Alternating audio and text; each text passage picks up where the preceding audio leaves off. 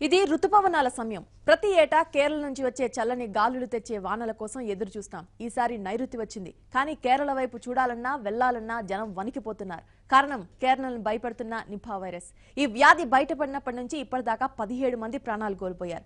దాంతో ఈ సీజన్లో కేరళ వెళ్లాలంటేనే జనం వణికిపోతున్నారు.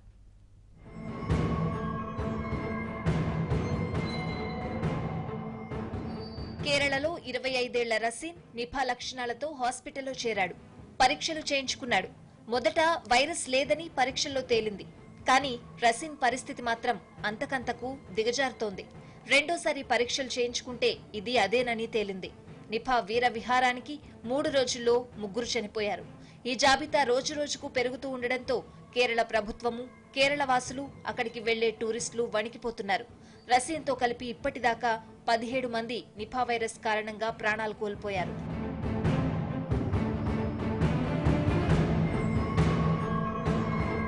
కేరళలో మొదట ఒకే కుటుంబానికి చెందిన 3 చనిపోవడం, వెంటనే మరో 4 వ్యాధి లక్షణాలతో ఆసుపత్రి పాలవడంతో కలకలం రేగింది.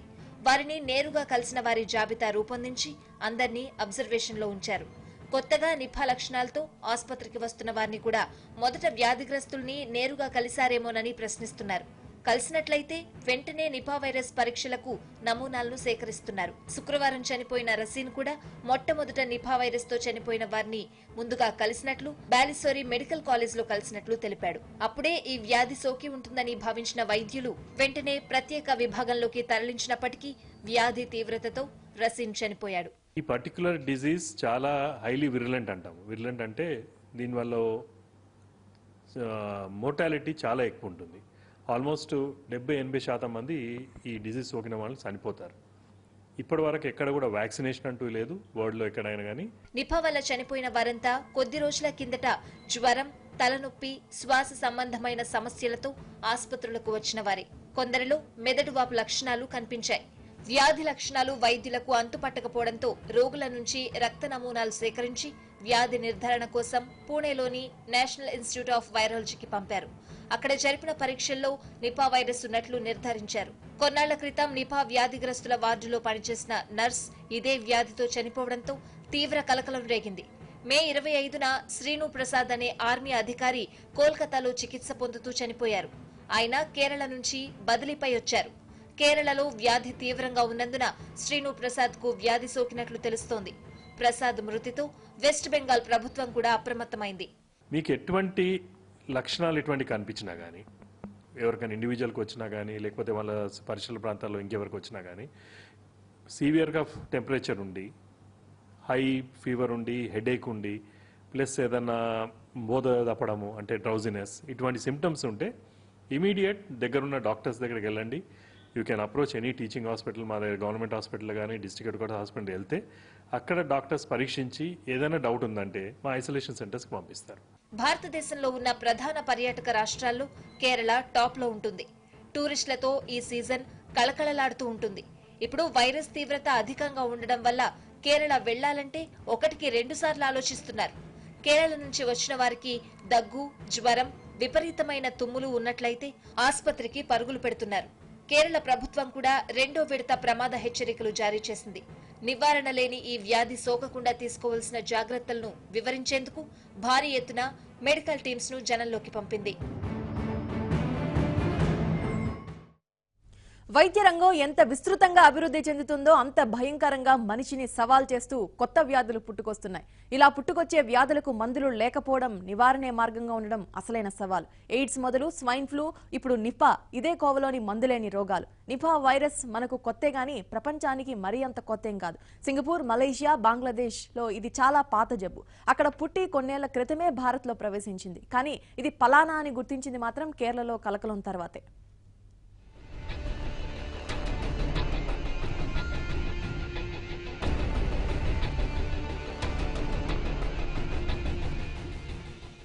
అవును, నిపా వైరస్ ది విలయ విహారం.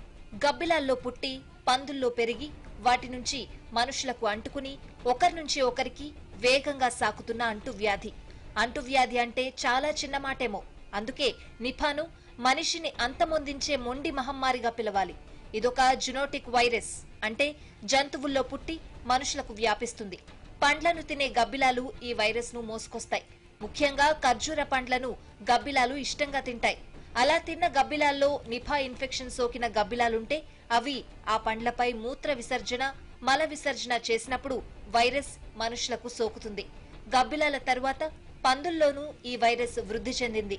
వైరస్ సోకిన పందులను ఆహారంగా తీసుకుంటే మనుషులకు వ్యాపిస్తోంది.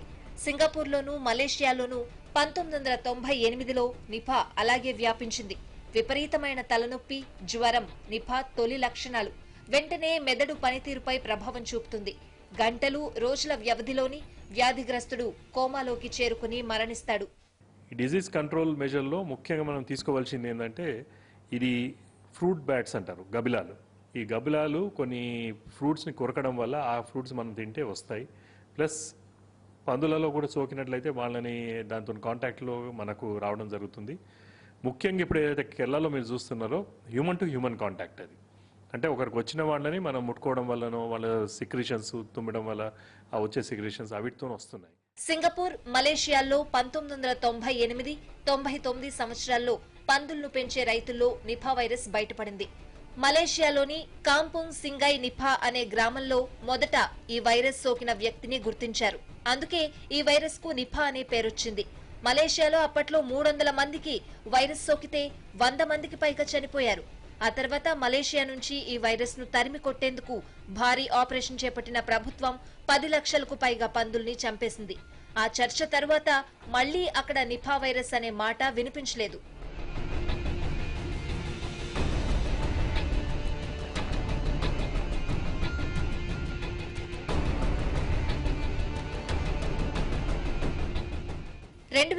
లో బంగ్లాదేశ్ లో మళ్లీ నిపా వ్యాధి బయటపడింది. ఆ తర్వాత బెంగాల్ రాష్ట్రం సిలిగురికి వ్యాపించింది. అయితే అప్పటికి ఇది నిపా వైరస్ అనే విషయాన్ని తేల్చలేదు. ఫ్రూట్ బ్యాట్స్ గా పిలిచే గబ్బిలాల జాతి ఎక్కడ అధికంగా ఉంటుందో అక్కడ నిపా వైరస్ వేగంగా విస్తరిస్తుంది. అంటే భారత్ తో పాటు Cambodia, Ghana, Indonesia, Madagascar, Philippines, Thailand దేశాలకు నిపా ముప్పు పొంచి ఉంది.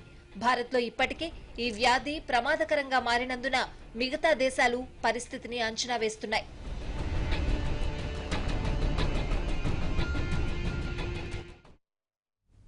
నిపా కేరళ తీరాన్ని దాటి మిగతా రాష్ట్రాల్లోకి పాకితే పరిస్థితి మరింత ప్రమాదకరంగా ఉంటుంది. కేరళ ప్రభుత్వం వ్యాధి విషయంలో మొదటి నుంచి చాలా జాగ్రత్తలు తీసుకుంటోంది. అయితే విస్తరణకు ఎక్కువ అవకాశాలు ఉండడం వల్ల ఎలాంటి జాగ్రత్తలు తీసుకోవాలో కేరళ వైద్య నిపుణులు సూచిస్తున్నారు.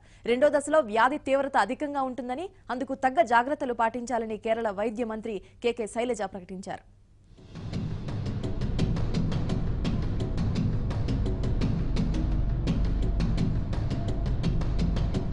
కేరళ ఎక్కువ మంది చదువుకున్న వాళ్లున్న రాష్ట్రం. రోగాలపై మనకంటే కాస్త ఎక్కువ అవగాహన, జాగ్రత్తలు తీసుకోగల రాష్ట్రం. కేరళలో ఈ వ్యాధి ముందుగా సోకింది కాబట్టి తక్కువ ప్రమాదమే జరిగిందని చెప్పాలి. అదే యూపీలోనో, బీహార్లోనో లేదా జార్ఖండ్, ఛత్తీస్గఢ్ రాష్ట్రాలకు నిఫా సోకితే ఇప్పటికే అల్లకల్లోలం జరిగేది. అక్కడి ప్రజల తీరు, అభివృద్ధి, జీవన శైలి ఇందుకు కారణాలు. ప్రికాషన్స్ ముఖ్యంగా మేము అందరికి చెప్పేది ఏంటంటే, ఫ్రూట్స్ కానివ్వండి, ఏదన్నా పిట్టలు కానీ కొరికినట్లు ఉంటే ఆ ఫ్రూట్స్ తీసుకోకండి. తీసుకునేది ఉన్నా కానీ ఫ్రూట్స్ని మంచిగా కడిగి, వెజిటేబుల్స్ కూడా మంచిగా కడిగి తీసుకోవాలి. కుక్ చేసిన వెజిటేబుల్స్ కానీ ఫుడ్ తింటే అటువంటి దాంతో ఈ వైరస్ సోకదు. నిపా కేరళ రాష్ట్రం దాటి మిగతా ప్రాంతాలకు సోకక ముందే అంతా జాగ్రత్తలు పాటించాలని అక్కడి వైద్యులు చెప్తున్నారు. ముఖ్యంగా అన్ని ఆసుపత్రుల్లోనూ నిపా సోకితే చేయాల్సిన కనీస వైద్యానికి సంబంధించిన మెటీరియల్ సిద్ధంగా ఉంచాలి. ప్రజలు ఎలాంటి జాగ్రత్తలు తీసుకోకుండా జనసమ్మర్ద ప్రాంతాలకు వెళ్లకూడదు. ఆహార పదార్థాలు తీసుకునే ముందు చేతుల్ని శుభ్రంగా కడుక్కోవాలి. తలనొప్పి, తల తిరగడం, వాంతులు, జ్వరం, మతి స్థిమితం కోల్పోతున్నట్లు అనిపిస్తే నిపా లక్షణాలుగా గుర్తించాలి. పరిసర ప్రాంతాల్లో గబ్బిలాలు, పందులు లేకుండా చూసుకోవాలి.